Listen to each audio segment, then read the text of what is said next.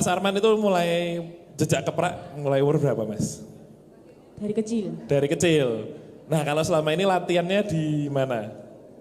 Di Karangwatu. Di Karawatu, yang ngelatih siapa Mas?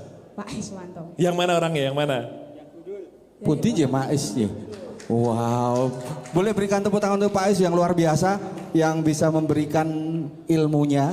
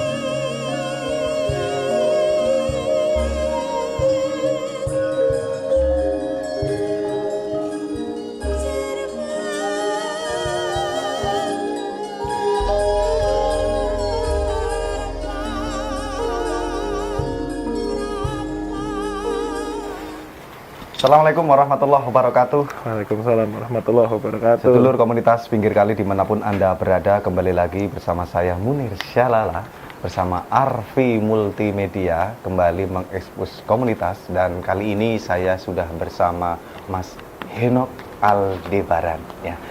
Selamat siang Mas Henok. Selamat siang Mas Munir. Sore Mas. Oh ya, selamat sore Iya, Mas selamat Munir. sore. Saya ngikut dulu. Ya, sehat ya Mas ya. Pangestune pun Mas Munir. Alhamdulillah. Siang hari ini kita berjumpa untuk bincang-bincang. Kita akan banyak tahu dan ingin lebih tahu dan ingin lebih mengenal banyak tahunya soal komunitas yang mungkin Mas Henok apa Mas? Komunitas kami itu namanya Swara Katresnan Mas. Oh, berarti tadi itu saya tanya-tanya Swara Katresnan itu berarti punya jenengan ya? Bukan punya jenengan, punya bersama-sama. Punya bersama-sama. Bukan gitu. punya saya dewe orang dari komunitas Mas. Komunitas itu Iya. ada orang banyak gitu. Iya. Swara Katresnan. Katresnan. Mungkin bisa diceritakan Swara Katresnan seperti apa, Mas? Diawali dari namanya dulu ya Mas Munir. Swara Katresnan itu ada dua kata di situ kan, Swara sama Katresnan. Swara itu ya suara, Katresnan itu cinta kasih. Tresno. Tresno, kata dasarnya Tresno. Kenapa kok kami memilih nama Swara Katresnan? Ada tagline ya kalau mungkin nanti logo kami dimunculkan itu. Tagline kami itu Tresno sejati, tresnaning widi. Kasih sayang yang sejati itu kasih sayang yang maha kuasa. Nah, di situ tuh bukan hanya makanya gini, Swara Katresnan itu apapun yang akan kami lakukan, apapun yang kami tindakan, semuanya adalah hanya untuk cinta kasih dan menceritakan tentang cinta kasih. Jadi yo harap nabuh gamelan ya, karena kami fokusnya ke karawitan dan pedalangan. Nek mayang itu nek dalang yo soal cinta kasih gitu kan. Nabuh gamelan yo cinta kasih. Kami juga ada divisi beksan juga cinta kasih gitu. Apapun yang kami lakukan dasarnya cinta kasih dulu. Outputnya juga cinta kasih. Tentu saja ketika cinta kasih menjadi dasar dan menjadi output itu, harapan kami adalah itu berdampak kepada orang-orang di sekitar kami. Jadi apapun yang kami lakukan berdampak memberikan cinta kasih bagi orang-orang di sekitar kami yang menonton, yang terlibat di dalamnya, sehingga mereka juga bisa menggemakan Swara Katresnan ini. Nggak cuman hanya Swara Katresnannya kami dan target orang ini, orang yang merasakan ini juga menggemakan Swara Katresnannya gitu Mas. Itu ya. Swara Katresnan ya, intinya lebih mendekatkan diri pada kasih sayang. Iya, pada cinta kasih. Gitu. Cinta kasih ya. Mas Henok, Swara Katresnan ini mungkin berdiri tahun berapa, Mas? Kalau jujur kalau ditanya berdirinya kapan, spesifiknya saya sendiri lupa. Tetapi tahunnya itu di tahun 99, 98 akhir, 99 awal. Lama sekali ya Mas? lama sekali, tapi sempat vakum lama juga, Mas. Betul. Jadi gini, Suara Katresnan itu dulu sebuah sanggar, gitu. Dulunya sanggar, sebuah komunitas. Isinya adalah orang-orang yang mau dolanan gamelan, yang mau nabuh gamelan, yang mau belajar pedalangan, yang mau belajar nari. Itu kita buka karena kebetulan di rumah itu kan ada gamelan, ada gongso, ada wayang, ada area untuk latihan tari. Jadi kita buka seluas-luasnya. Dan saat itu memang banyak menuju kepada kepembinaan teman-teman muda, teman-teman anak-anak. Jadi ya dalang bocah, kemudian penari-penari juga yang anak-anak, walaupun juga yang tua-tua juga tetap ada gitu. Yang tua-tua tetap ada, baik yang tua-tua itu ikut sebagai peserta latihan sebagai di komunitas ataupun juga sebagai tutor karena lebih ya sudah master lah istilahnya, sudah master, sudah untuk nabuh juga sudah bagus sekali. Jadi mereka mengajarkan kepada yang kecil-kecil. Nah, kalau mulainya itu di tahun 98 99. 98 99. Iya, pastinya waktunya pastinya tuh saya lupa ingat gitu kalau tanggalnya bulannya, tapi kalau pastinya angka tahunnya segitu. Nah, perjalanan sampai tahun 2002 atau 2003 itu, 2002 atau 2003 itu kita off. Kita off sampai bangun tidur lagi itu 2010. Off-nya karena apa? Karena satu, saya sendiri pindah keluar dari Magelang, mengikuti orang tua, pindah ke Batam, pindah ke Tanjung Pinang gitu kan.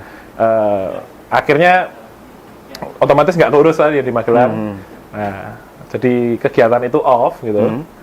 Kemudian tahun 2010 saya kembali lagi untuk sekolah di Jogja, di sekolah di Jogja. Kemudian kita mulai noto lagi teman-teman yang dulu biasanya kumpul, ini kita kumpulkan lagi. Sebetulnya di 2008 itu kita udah mulai kumpul, Mas. 2008 udah mulai kumpul, tapi karena saya kan belum full di dekat-dekat sini, gitu, belum full di dekat Magelang, akhirnya 2008 itu ya kumpul mungkin setahun 3 kali, setahun 2 kali gitu kan. 2008 2009 itu, 2010 kita mulai intens. Ya ngumpul ke Balung Pisah, beberapa kali manggung lagi sampai akhirnya dari 2010 noto, dan dernya kencang-kencangnya itu 2014 ke sini, Mas. 2014 ke sini itu kita makin prosesnya makin kenceng lagi gitu. Dari yang 2010 agak ngelokro, naik sampai 2014 sampai sekarang gitu. Kalau dulu pendiri Suara Katresnan sendiri, Mas Henok sendiri, atau ada beberapa teman-teman yang mungkin juga ikut berkiprah di dalamnya, Mas? Dulu di Suara Katresnan itu kalau dari keluarga saya sendiri itu mama saya, sama bude saya, sama simbah saya.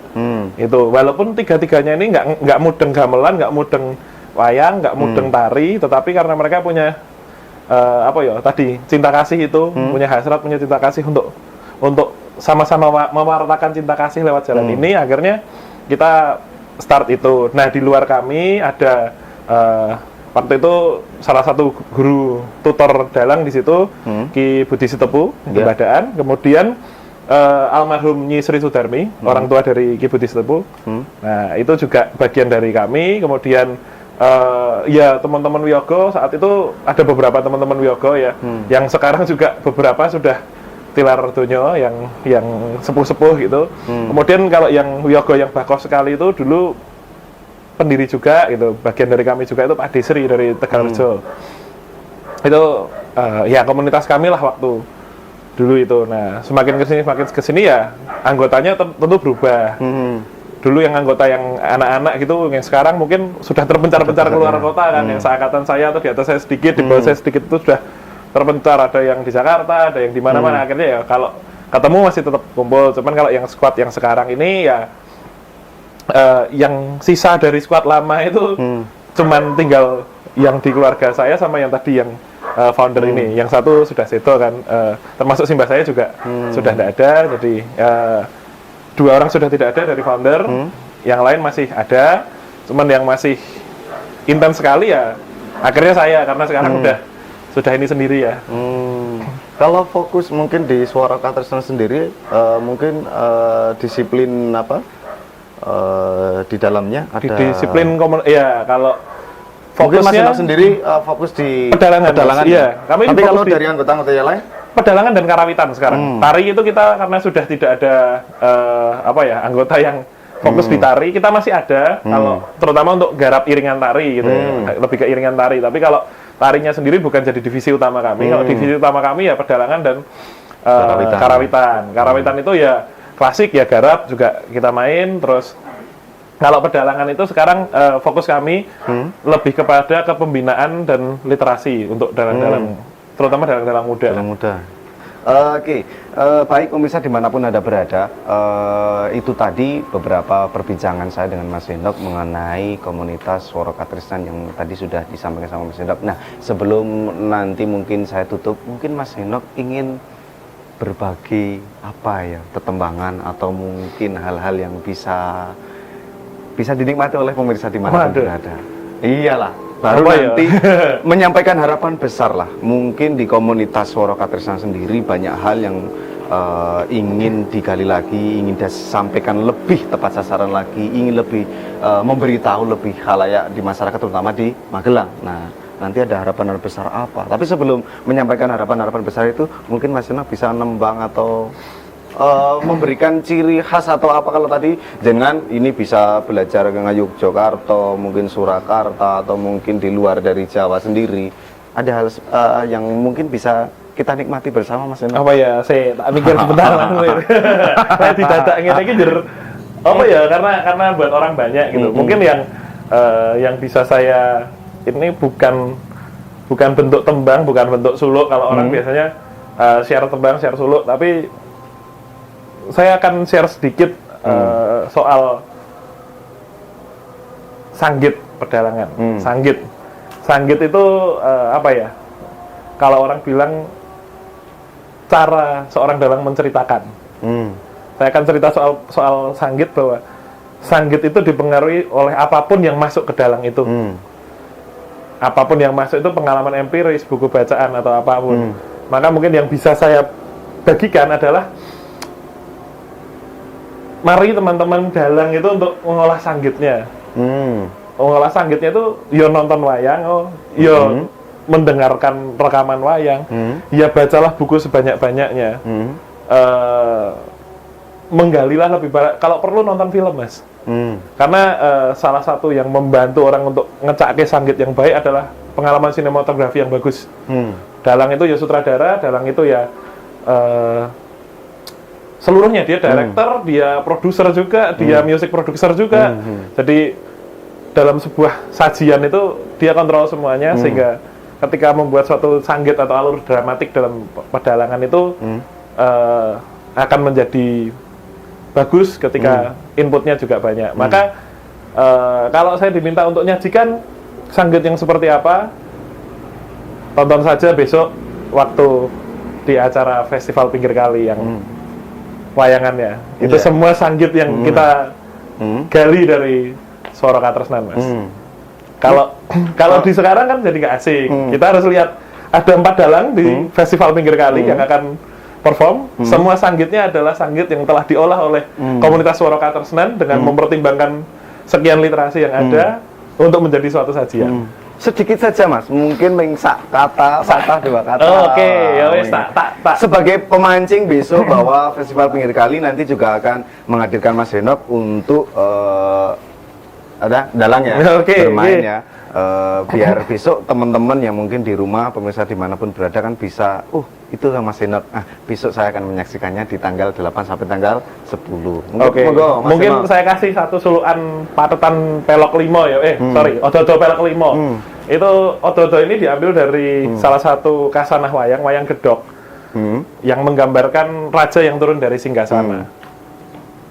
Tedak saking singgang sono rukmi, wauto sang katong ginarebek srimpi padayane.